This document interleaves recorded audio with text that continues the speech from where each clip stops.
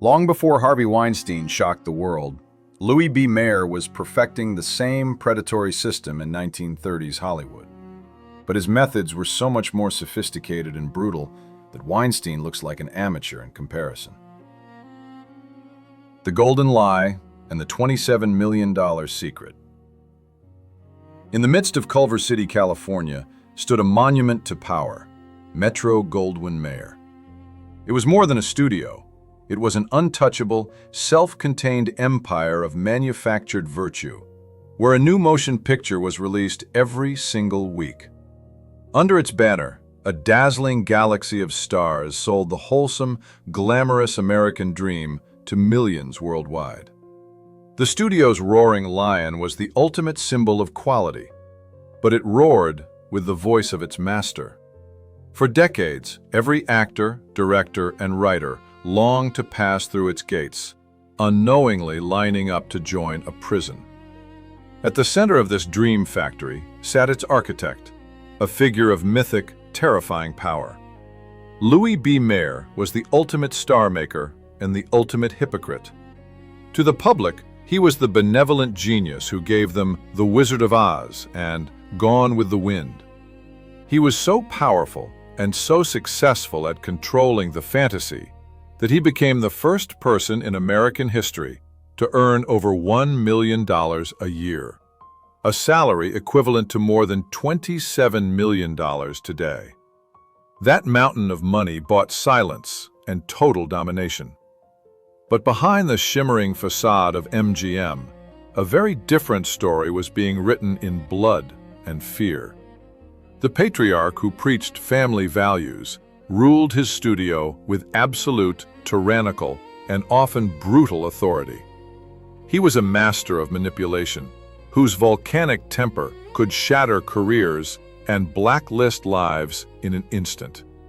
The line between love and control, between protection and possession, was not merely blurred, it was a weapon. He offered his stars the world, unprecedented salaries, fame beyond their wildest imaginings, but in return, he demanded their complete, total, and unquestioning obedience. To cross him was to be instantly banished from the kingdom, not just from MGM, but from the entire picture business.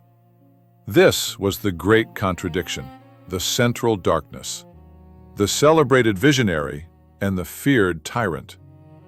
He was the man who gifted Judy Garland to the world, but was also the man who cruelly called her his little hunchback and provided her with substances that would guarantee her early destruction.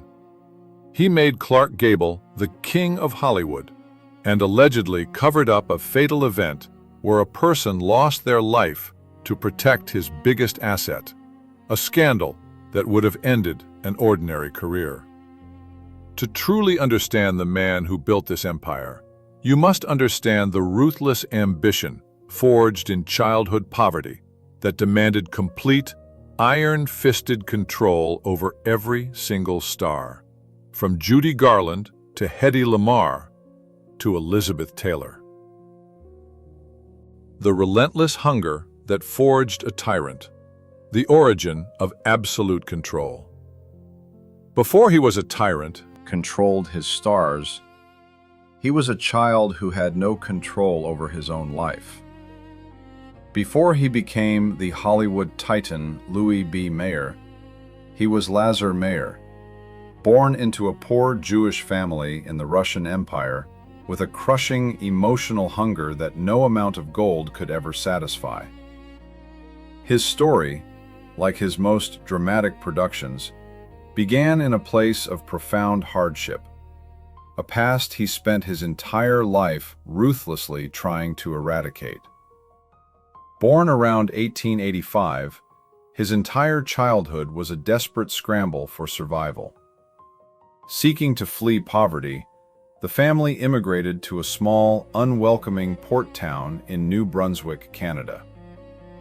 But the new world was a crushing disappointment. The family struggled profoundly with language barriers and pervasive scarcity. His mother, whom he idealized, was reduced to selling chickens door to door. His father, a small man, possessed an explosive temper that the young Lazar inherited and weaponized. The family remained desperately poor, forcing the immense weight of their survival onto young Lazar. At the tender age of 12, he made the defining decision of his life. He dropped out of school to become the provider. His nephew, Gerald, later recalled it as a crappy childhood, one where the eldest son was forced into the role of a desperate survivor. This early sacrifice forged in him a relentless, almost manic drive and an unshakable will to conquer and dominate every circumstance that had once controlled him. The cruelty of his early years shaped his entire worldview, instilling in him a deep mistrust of the world and an all-consuming, pathological need for absolute control and zero vulnerability.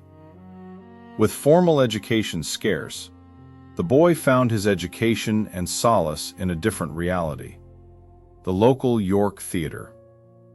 He watched vaudeville shows, mesmerized by the magic. In the flickering glow of those footlights, the boy born into poverty realized his destiny was to sell escape.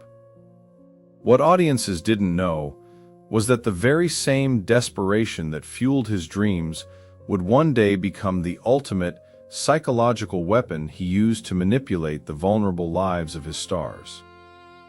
From scrap metal to the czar of illusion, the man who would one day sell immaculate glamour to the world began his career in the dirt, pushing a cart through town, his hands calloused from trading in junk and scrap metal.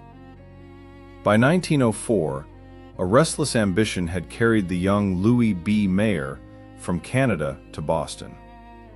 He continued to hustle, but his grander vision was taking shape.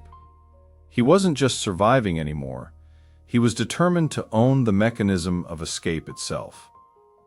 His first great opportunity was a challenge wrapped in decay: a dilapidated movie house in Haverhill, Massachusetts, called the Gem Theater, notorious for its seedy reputation.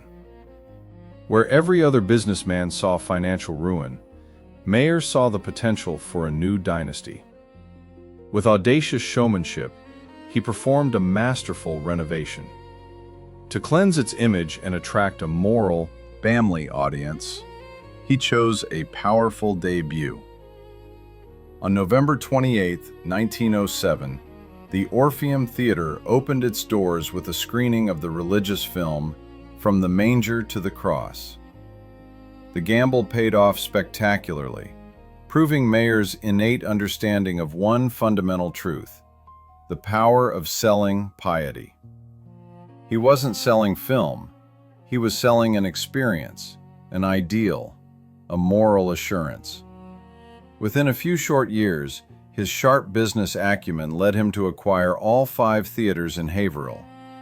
Soon, his hunger outgrew the small town. He formed a partnership, which quickly swelled to control the largest and most successful theater chain in all of New England. He had mastered the art of exhibition, building a small fortune by presenting the dreams that others created. Now he needed more than profit. He needed control. The growth of his distribution and exhibition business proved that Mayer's genius lay not in art, but in the ruthless, centralized management of cash flow, public image, and the ultimate control of content. Skills he was about to unleash on Hollywood. If the story of Louis B. Mayer's relentless hunger and rise to power has already gripped you, you won't want to miss a single chapter. Hit that subscribe button now and the notification bell, so you can be the first to uncover the secrets of Hollywood's darkest chapters. The birth of a titan, consolidating absolute power. In 1918, Louis B. Mayer made the final, definitive move of his career, abandoning his theater empire in the East for the ultimate prize, Hollywood. His ambition had escalated from showing movies to becoming the undisputed king of content. He established the Louis B. Mayer Pictures Corporation, announcing his brand of sanitized entertainment with his first production, Virtuous Wives. His true breakthrough, the moment that irrevocably sealed his name in cinematic history, arrived in April of 1924. Mayer's company merged with two other major players, Metro Pictures and Goldwyn Pictures, forging the monolithic titan known as Metro-Goldwyn-Mayer. This was an unprecedented, staggering concentration of talent and financial resources, with Mayer firmly seated at the helm as the studio chief, wielding supreme control over every budget and approving every production. The final, crucial piece was Irving Thalberg, a brilliant young producer brought in as vice president in charge of production. Thalberg was a creative genius, the boy wonder of Hollywood, and the perfect, innovative counterpart to Mayer's sharp managerial prowess and iron will. With Mayer's financial genius and Thalberg's creative vision, the stage was set. A new kingdom had risen in Hollywood, giving Mayer the absolute, unchallengeable power he had spent his entire life desperately fighting for. The Golden Factory, the Private Army, and the King's Law. Under Louis B. Mayer's command, Metro-Goldwyn-Mayer was more than a studio. It was a sprawling, opulent, Self-contained, totalitarian city dedicated to the manufacturing of perfect, profitable dreams, complete with its own laws, its own massive payroll, and its own undisputed king. At its peak, the studio was an empire of make-believe spread across 185 acres in Culver City. It was a gilded world where stars like Lana Turner, Spencer Tracy, and Katharine Hepburn walked the studio streets, their every need catered to inside the gilded gates, or controlled by them. The sheer scale of the operation was staggering. The studio employed over 6,000 people, utilizing 60 sound machines and 40 cameras across 6 separate lots, all interconnected by its very own private rail line. The MGM cafeteria fed thousands daily, while an in-house electrical plant provided enough power to light a small town. It was a perfectly oiled machine, meticulously designed for maximum efficiency and theatrical opulence. This efficiency was used for total domination. But the most potent, most chilling symbol of his total rule was the security detail. MGM had its own private, fully staffed police force. This was no small security team. It was a 50-officer-strong department, larger and more powerful than the entire police force of Culver City itself. This private constabulary answered to one man alone, Louis B. Mayer. It was the ultimate declaration of his sovereignty. Within the walls of his kingdom, Mayer's word was the law, and the outside world's justice was secondary and irrelevant. Mayer's private constabulary was the ultimate declaration of his sovereignty, ensuring his stars could never escape his watchful eye. This vast, intricate machine was built for a single purpose: to create the most valuable and dazzling commodity in the world, the Hollywood star. And its foreman, Louis B. Mayer, had developed a precise and often ruthless formula for their creation. The true measure of his control was that he had the power to literally make the laws that governed his domain, a power that few kings in history have possessed. The Star Maker's cold formula: engineering human assets. But how did Mayer take a frightened young girl like Judy Garland and turn her into a global icon? The process began with a chilling, mercenary declaration. "A star is made," Louis B. Mayer once stated, "carefully and cold-bloodedly." For him, Hollywood's brightest lights were not discovered. They were meticulously built, piece by deliberate piece, on a relentless industrial assembly line. He dismissed the romantic notion of overnight discovery with a cynical wave of his hand. His formula began with a brutal simplicity. "The idea of a star being born is bourgeois," he explained. "All I ever looked for was a face. If a person photographed well, the studio could manufacture the rest." He recognized a core truth: audiences crave unattainable beauty. A charismatic face was the blank canvas upon which the Mayer machine could paint a pristine persona, construct a fabricated history, and build a profitable myth. He could take a nobody and, in a remarkably short time, forge them into a mythological figure who dominated the public's imagination. Once a promising face was discovered, the wholesale, identity-erasing transformation began. Mayer employed an army of industry geniuses dedicated to sculpting perfection. He hired masters of makeup and hairdressing to craft an unforgettable look. He enlisted surgeons to refine a feature here or there, and designers to create a wardrobe that exuded impossible glamour. An entire team of coaches was brought in to teach everything from fencing and dancing to walking, talking, and even sitting with elegance. He believed the movie star was a mythological creature, a being who lived in a special star village, where every aspect of their existence was polished to an unattainable shine. This cold-blooded process turned young hopefuls into cinematic royalty. It was a system that could turn a truck driver into a leading man, or a shy secretary into a femme fatale. The studio provided the name, the backstory, and the immaculate image, and the public eagerly consumed the fantasy. But for those chosen to become these manufactured idols, joining the MGM family meant surrendering their entire soul to the machine, at a price that was often steeper than they could have ever imagined. The twisted genius of Mayer's system was that the victims often felt profoundly grateful for their own incarceration. What part of the golden age of Hollywood interests you most? Was it the rise of the studios, the scandalous cover-ups, or the true stories of the stars?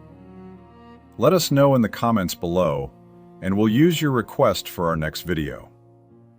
The Gilded Cage: Contracts, Morals, and Absolute Ownership. To sign a contract with Metro-Goldwyn-Mayer was to join what Louis B. Mayer affectionately called the family. But for stars like Greer Garson, Robert Taylor, and Hedy Lamarr, it was an immediate induction into a gilded cage, ruled by a patriarch who demanded absolute and unwavering fealty. He used the Yiddish word mishpasha, family, creating an illusion of warmth. In reality, once an actor committed to his studio, they were no longer citizens. They were assets, owned in totality. Stars like Hedy Lamarr, Robert Taylor, and even the King, Clark Gable, all lived under this crushing psychological terror. The tools of his control were the studio's ironclad contracts. Aspiring stars and established legends alike were bound to the studio for 3 or 7 years, their careers entirely at the mercy of Mayer's personal, volatile judgment.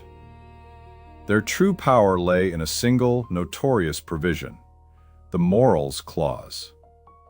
This clause gave the studio the absolute, instant right to void a contract if a star committed any act that brought disgrace upon the brand. For a young starlet, this wasn't mere bureaucracy. It was a constant, terrifying whisper that one wrong step, one forbidden relationship, could immediately send her crashing back to poverty. This clause was Mayer's ultimate blackmail tool, far more powerful than any NDA Harvey Weinstein ever drafted. Mayer treated his stars as literal walking money, and he managed his investments with meticulous clinical care. He dictated their diets, and if he saw the slightest hint of weight gain on one of his starlets, they were instantly restricted to mere snips of lettuce. He orchestrated their friendships and calculated their romances, deciding who they could court and when they could marry. He even controlled when they were permitted to have children, ensuring that personal milestones never interfered with a profitable production schedule. The actors were essentially the studio's chattel.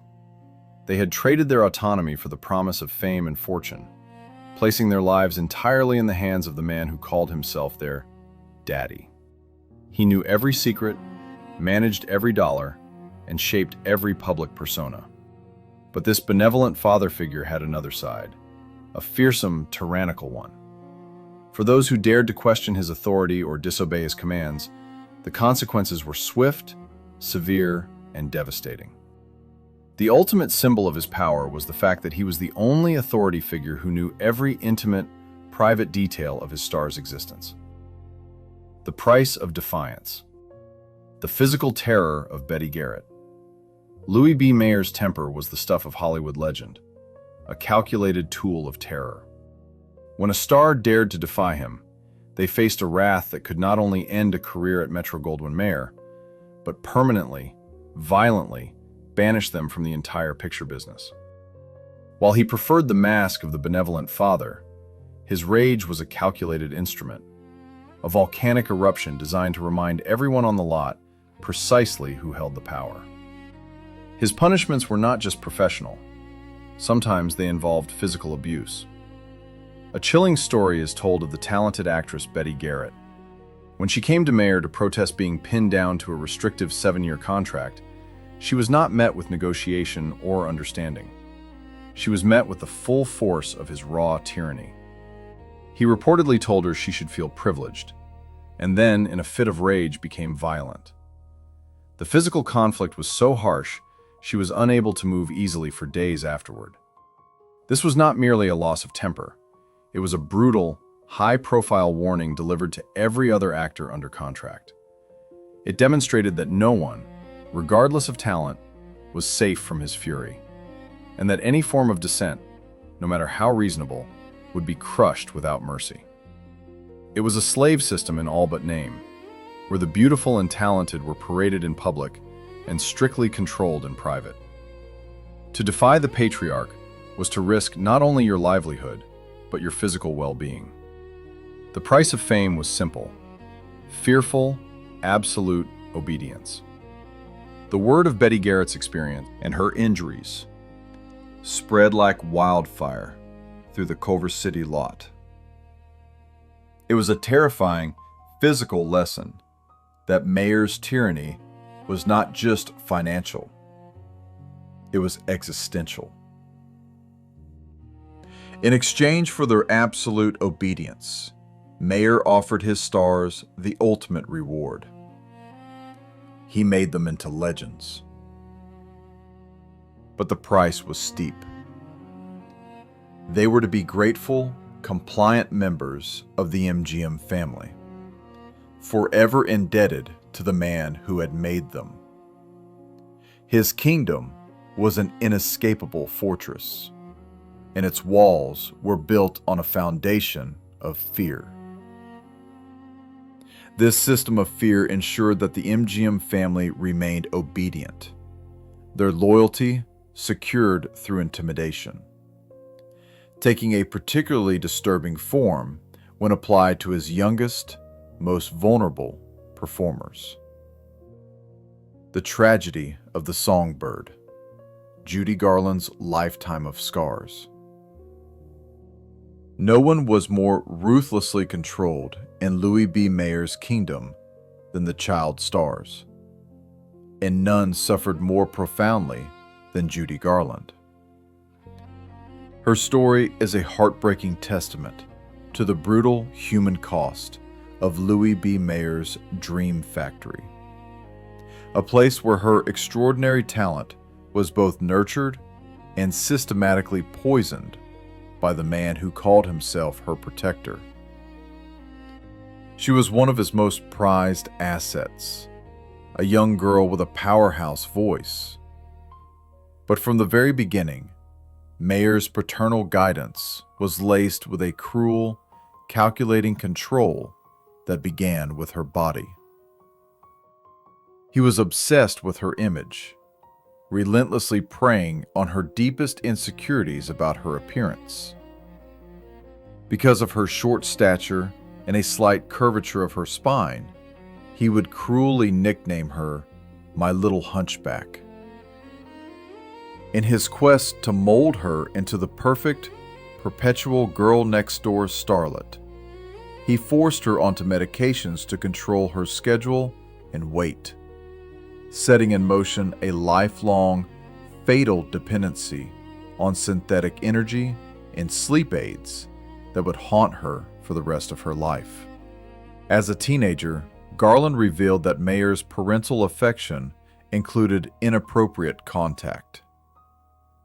In her unfinished autobiography, she wrote that he would make her sit on his lap, placing his hand upon her chest, under the deeply disturbing guise of teaching her how to sing from the soul.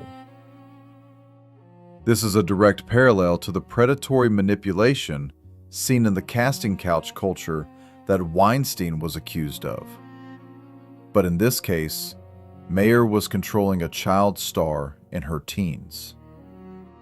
This blend of physical intrusion and constant psychological pressure left the young star plagued with profound self-doubt and emotional scars that never healed. As Garland's personal problems mounted in the late 1940s, her dependency on prescribed substances and severe eating disorders worsened. During the troubled production of the film Summer Stock, producer Joe Pasternak suggested canceling the picture due to Garland's frequent absences. Mayer refused. "Judy Garland has made this studio a fortune," he declared. "The least we can do is give her one more chance. If you stop production now, it'll ruin her." It sounded like an act of grace, but it was pure business. A final, ruthless effort to extract the last financial value from his most profitable and most tragic star. She was the songbird in the gilded cage, a heartbreaking symbol of the profound darkness that existed behind the facade of Louis B. Mayer's Hollywood. The saintly sinner, selling purity, orchestrating cover-ups. On screen, Louis B. Mayer sold America a carefully constructed vision of wholesome, puritanical values where mothers were saints and marriage was holy. Off-screen, he presided over a dangerous world of scandal, forbidden romance, and closely guarded secrets. His grand vision was to create motion pictures that reflected an idealized world, which he defended with a righteous fury that masked his own profound hypocrisy. He famously told screenwriter Francis Marion that he never wanted his wife or daughters to be embarrassed by an MGM film. "I worship good women, honorable men, and saintly mothers," he once declared, a sentiment he backed with intimidating force. He reportedly knocked director Erich von Stroheim to the floor for daring to suggest that all women were less than virtuous. To the outside world, Mayer was the staunch guardian of America's traditional values. But this rigid moral code was a calculated, profitable lie. Behind the studio gates, MGM was a hotbed of discreet romances and volatile entanglements. The private lives of stars like Ava Gardner and Frank Sinatra were a stark contrast to their on-screen purity. Mayer's Hollywood was a place where unpleasant truths, whether a troubled marriage or a past indiscretion, were simply glossed over or made to vanish. Mayer was, above all, a brilliant businessman. His insistence on wholesomeness was a decision based purely on maximizing box office receipts. Family-friendly pictures sold the most tickets, making his idealized America immensely profitable. The true story of MGM was that reality rarely matched the clean, wholesome image he demanded. And when a star's private life threatened to tarnish that golden image, he had a powerful, shadowy system in place to ensure the public never saw the truth. This was the blueprint for every Hollywood cover-up that followed. This enforcement system relied entirely on the discretion of his secret keepers. The secret keepers and the unconfirmed incident.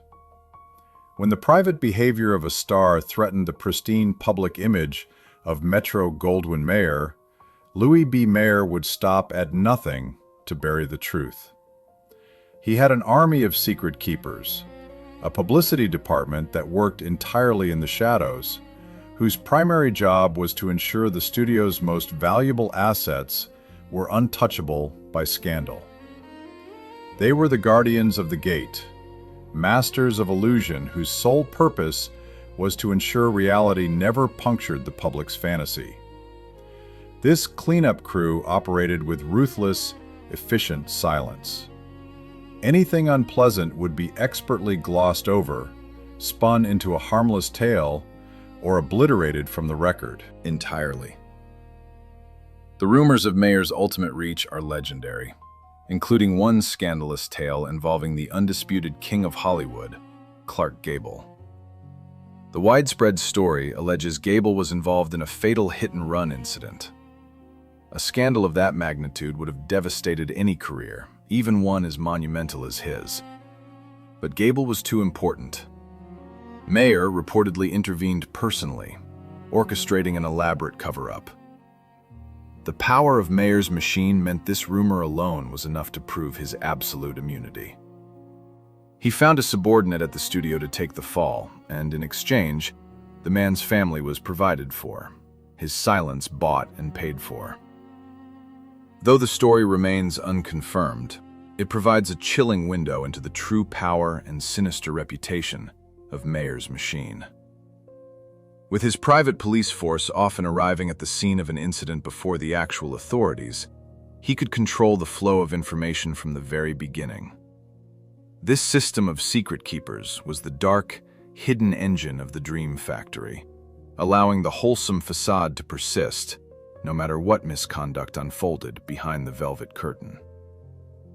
This absolute control over his star's destinies reinforced Mayer's power, making him the undisputed king of his domain. The Golden Man, Mayer's ultimate tool of prestige. In his relentless quest for ultimate control and prestige, Louis B. Mayer masterminded one of Hollywood's most enduring and glamorous traditions. He did not just want to make stars, he wanted to anoint them, to award them with a golden man that would forever symbolize their divine place in the cinematic heavens. He sought to create a prize that would elevate his industry from a mere business into a celebrated art form, and in doing so, he gave the world the Academy Awards. As one of the founding forces behind the Academy of Motion Picture Arts and Sciences, Mayer presented the organization as a noble endeavor to bring harmony and honor to the combative film industry. He envisioned a grand institution that would solidify Hollywood's cultural importance. But beneath this veneer of artistic integrity lay a motive that was pure, uncut showmanship. Mayer understood that nothing sold pictures like glamour, and nothing created glamour like a grand, self-congratulatory spectacle of his own design. The Academy Awards ceremony was his masterstroke, a brilliant publicity engine designed to generate endless press and public fascination. The first awards ceremony, held in 1929, was intimate, but its purpose was clear: to create an official narrative of greatness, shaped and guided by the studio heads themselves. It was a way to keep the spotlight firmly fixed on Hollywood, to celebrate its own mythology, and to ensure that the names of its stars and studios were perpetually on the lips of the public. For Mayer, it was the ultimate tool of control. He could now influence not only who became a star, but who was officially crowned a legend. The golden statuette, soon nicknamed Oscar, became the most coveted symbol of success, a tangible piece of the Hollywood dream that he had so expertly crafted. It was the ultimate expression of his genius for shaping public perception, ensuring that the stories Hollywood told about itself were just as captivating as the ones it put on screen. He had built the factory, manufactured the stars, and now he had created the very prize by which they would be judged. It was a move that cemented his status as the undisputed king of Hollywood, whose absolute power was secured by his unprecedented financial empire. The king's ransom, unprecedented wealth, absolute immunity. In an era of profound economic hardship for the nation, Louis B. Mayer's status as the first executive in American history to earn $1 million salary granted him a level of power that was not just influential, but virtually absolute. While countless Americans struggled through the Depression, he presided over a golden kingdom, a man whose personal fortune was as spectacular as the films he produced. Starting in the year 1937, and for 9 consecutive years, Mayer was the highest-paid man in the United States. He earned an astonishing $1,300,000 annually, a figure that is difficult to comprehend even by modern standards. In today's terms, his salary would be equivalent to over $27 million. No other executive in any industry was being compensated on such a colossal scale. This immense river of gold flowed directly from the unprecedented success of his studio, and he used it to solidify his reign as Hollywood's undisputed king. This incredible financial power was the wellspring of his authority. It allowed Metro-Goldwyn-Mayer to offer salaries that no other studio could hope to match. Every major talent, from Norma Shearer to William Powell to Myrna Loy, wanted to work within the studio's prestigious gates. It was the only dream factory that could tempt actors with the industry's highest salaries right from the start, a powerful lure that drew the brightest stars into its orbit and kept them there. He understood that loyalty could be bought, and he had the deepest pockets in town. Furthermore, this financial security insulated Mayer from the fears that plagued other studio heads. He could afford for a picture to encounter persistent production issues or even to underperform at the box office without it ever threatening the studio's foundation. He was known for trusting his gut, often green-lighting a massive production based on a brief outline and his own powerful intuition. This freedom from worry allowed him to operate with an unshakable confidence, a belief in his own judgment that was as absolute as his control over his stars. Yet, while he masterfully controlled the lives of his cinematic family, the story of his own family, behind the closed doors of his mansion, was a far more turbulent and sorrowful tale. The fractured family, the tyrant's home life. While he publicly championed the sacredness of family, Louis B. Mayer's own home was a place of fear, control, and emotional abuse. The man who called himself daddy to his stars was a domestic tyrant to his own wife and daughters, ruling his household with the same iron fist he used to command his studio. In 1904, long before he was a mogul, he married Margaret Schenberg.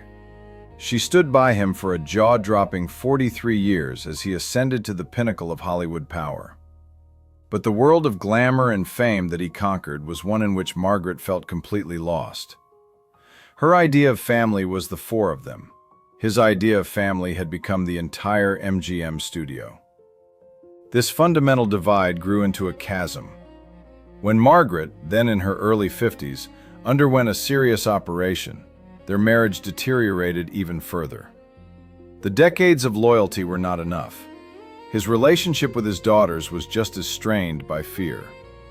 As his nephew once stated, "In our family, all the basic decisions were made by him. Were we afraid of him? Yes." Both Edith and Irene married within the movie industry, but even powerful connections could not protect them from his tyrannical nature. The most heartbreaking chapter of this family saga came when Mayer became completely estranged from his daughter Edith. Her husband, William Getz, was a rising studio executive, but his liberal political leanings were anathema to the fiercely conservative Mayer. The perceived political embarrassment was more than he could bear.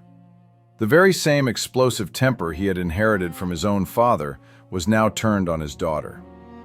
In a final, devastating act of control, he went so far as to disinherit her from his will. The man who built an empire on the image of the perfect American family had shattered his own beyond repair.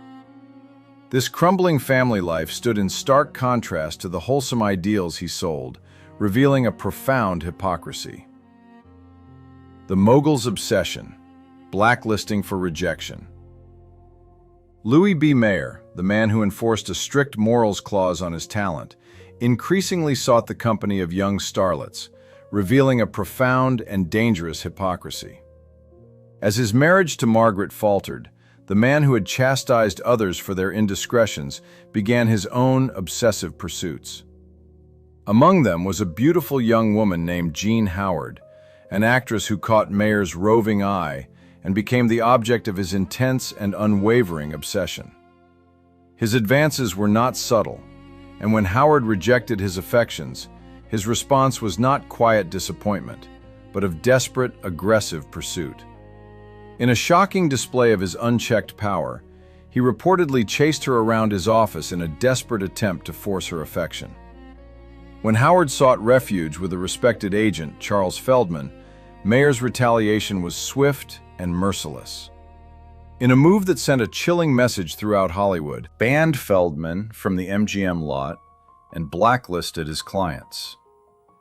It was a clear and brutal demonstration that he was the source of all power and that no one could reject him and survive. But Mayer's obsession did not end there. He proposed marriage, promising to leave his wife if only Howard would accept. When she refused, the rejection sent him into such a profound despair that he reportedly tried to end his life by leaping from a window. Through it all, his wife Margaret endured the infamy, finally calling it quits in 1947. Mayer married his second wife, Lorena Lytell, just 1 year later. His personal life was collapsing, mirroring the structural fissures that were starting to form in the foundation of his golden kingdom. The post-war years would bring new challenges, and for the first time, the mighty lion of Hollywood would find his throne beginning to tremble. The cracks in the crown, the end of the Golden Age. In the years following the war, the golden kingdom of Metro-Goldwyn-Mayer began to lose its luster. A fundamental shift was occurring in the American consciousness. The sentimental pictures Mayer championed no longer resonated with a public hardened by global conflict. Profits began to evaporate, and for the first time, the mighty mogul felt the cold pressure of the studio's parent company, Loews Incorporated, from its headquarters in New York. The numbers told a sobering story. By 1947, the once unstoppable Dream Factory could claim only 6 high-grossing films, a stark and alarming drop from 22 just the previous year. Audiences were changing, seduced by the new glow of television. Nicholas Schenck, the head of Loews, saw an aging lion presiding over a fading empire. His solution was to find a new prodigy, a modern-day Irving Thalberg. On July 14, 1948, that solution arrived in the form of Dore Schary. Recruited from RKO Pictures, Schary was everything Mayer was not: young, intellectual, and a champion of gritty, socially conscious films. He was brought in as the new vice president in charge of production. To the insiders, Sherry's arrival was not a reinforcement. It was the opening volley of a civil war. A palpable, poisonous tension settled over the Culver City lot. The studio was now home to 2 opposing philosophies. Mayer, the old guard, clung to glamorous escapism. Schary, the progressive newcomer, argued for realism. Longtime studio employees watched the unfolding drama, predicting that this clash of wills would lead to the eventual downfall of the studio they knew. The stage was set for a final, seismic power struggle, a battle for the very soul and future of MGM. If you're finding this history of Hollywood's dark side fascinating, please take a moment to like and share this video. Your support helps us reveal the true, untold stories behind the legends of cinema. The Lion in Winter, the fatal ultimatum. The final, brutal battle for Metro-Goldwyn-Mayer was not fought on a movie set, but in the corporate boardrooms of New York. In a fatal, arrogant miscalculation, Louis B. Mayer delivered an ultimatum he believed would secure his throne forever. It's either Sherry or me. For 3 years, the tension between the two men had divided the studio, creating an unsustainable conflict. Mayer, a man who had built an empire through sheer force of will, could not fathom his authority being questioned. He viewed Sherry's independent vision as the ultimate act of betrayal. Believing his legendary status and importance to the studio made him untouchable, he decided to force the issue. He placed a telephone call to Nicholas Schenck in New York, his voice filled with the unshakable certainty of a monarch demanding fealty. He laid down his challenge, convinced that Schenck would have no choice but to dismiss the upstart. But it was a catastrophic misjudgment. Schenck, tired of Mayer's titanic ego and focused squarely on the studio's sagging bottom line, had been waiting for this moment. He calmly accepted Mayer's ultimatum. The lion had roared one last time, only to hear the echo of his own termination. The decision was made. Louis B. Mayer was out. His final day at the studio was a scene scripted by the mogul himself. As a gesture of respect, a red carpet was stretched out, and hundreds of employees whose lives he had shaped lined up to applaud him as he walked to his car one last time. It was a grand, theatrical, and profoundly tragic farewell, the closing act in the epic story of Hollywood's greatest mogul. The applause faded as his car drove away, leaving a silence that marked more than just the departure of one man. An entire era of Hollywood had just come to a close. The exile from the kingdom, the ultimate humiliation. Cast out from the empire he had built with his own hands, Louis B. Mayer was instantly reduced to a king without a kingdom, experiencing a psychological shock that few monarchs in history have endured. He would spend his final years in a bitter, consuming exile, desperately trying to reclaim a throne that was forever lost to him. For a man whose entire identity was synonymous with the power, the prestige, and the sheer volume of Metro-Goldwyn-Mayer, life on the outside was an unbearable humiliation. He had been the ultimate insider, the patriarch who pulled every string, and now he found himself on the outside, looking in, a powerful ghost haunting the town he once ruled, a town that was rapidly forgetting him. His first attempt to reclaim his status was to become an independent producer. He envisioned a triumphant return, a new studio that would instantly rival the one he had lost, proving his genius superseded any boardroom decision. But he quickly discovered a cruel and sobering truth. The industry that had once bowed to his every command now saw him as nothing more than a powerful relic. The fearsome reputation that had served him so well within the walls of MGM now worked actively against him, turning prospective allies away.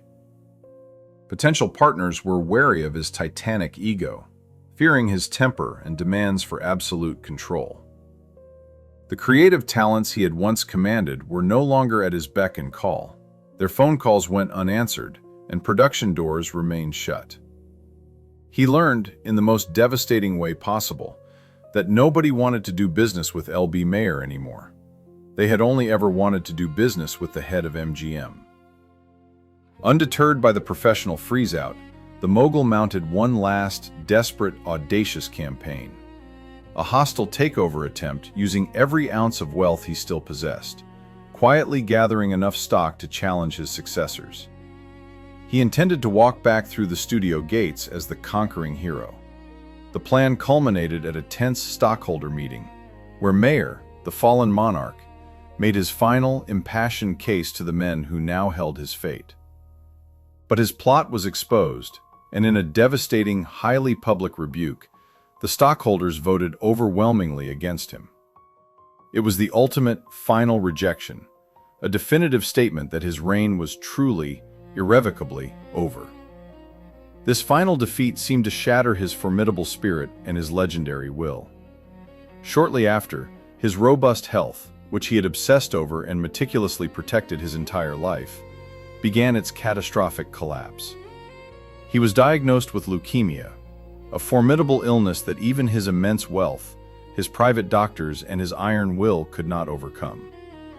The man who had spent a lifetime fighting for control over his studio, his stars, his finances, and his very public image, was now engaged in a final, personal battle he was destined to lose.